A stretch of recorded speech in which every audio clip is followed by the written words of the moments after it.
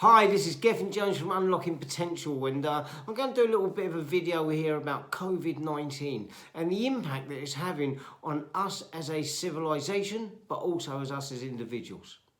As we know, it is having a huge impact. It's having an impact on people that are of older years. It's also having a big impact on people who have got secondary conditions. It's had a massive impact on people that run their own businesses, those who are self-employed, those who work in hospitality, retail, restaurants, and all of them other places. And also what's happening is there's many people that have to self-isolate because they're not feeling well. Got some light symptoms. And also we've got social distancing going on. And what this means is that we are having to adapt, and we're having to adapt fast. And some people are struggling with this, yeah, which is understandable, okay, because I know what it's like to be able to adapt to a situation that is sometimes forced upon you. As many people know, yeah, I spent a few years in prison. Yeah, I do acknowledge that it was my fault that I went to prison, but it was forced upon me, okay? I had a forced imprisonment, okay? What happened was my life had to change. It had to change, and it had to change quickly. I can remember when I first went into prison, okay, I went through a grieving and a loss of a life that I once had. This is what I'm seeing now. People are all grieving for a life that they once had because it's not the same. We are not where we once was. What happened was I had to very quickly come to terms with that loss and that grieving and have a level of acceptance. Acceptance that this was my new norm.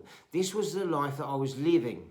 And that what I had to do was find a way to be able to come to terms with what that life was going to look like. Some of you may have heard the saying, acceptance is key. I absolutely believe that. But what is it key to? Well, I'll tell you what it's key to. It's a key to an inner peace and a sense of freedom. Because when you let go of the grieving, you accept that today is exactly how it's meant to be, you can then actually start to look and plan for what the future may be. See, when I was in prison, I also used to have a term which I used to say, don't count the days, make every day count. I still use this when I go into prisons today and I talk to the men and women and young people. I say, don't count the days, make every day count. We can use this too. Don't count the days, make every day count. Because when you have acceptance and you've let go of the grief of what once was, anything is possible. There's so many things that you want to do. There's so many things that you can do. Think of all of those things that you've said that you like to try but never had the opportunity to because you didn't have enough time. It might be reading a new language. You might have a book in you. You've always wanted to write that book. You might want to do some research or maybe do some studying, some personal development, or you've got them bookshelves of books that you've never read. This is the opportunity. Don't count the days, make every day count. So I'm going to leave you on these 3 notes. Come to terms with your grief and your loss of what once was. Start to accept what it is and where you are today. And then start to look and plan on what it is that you can be tomorrow. I hope you've enjoyed this video. If you have, I would really love for you to subscribe to my YouTube channel. I would love you to comment below.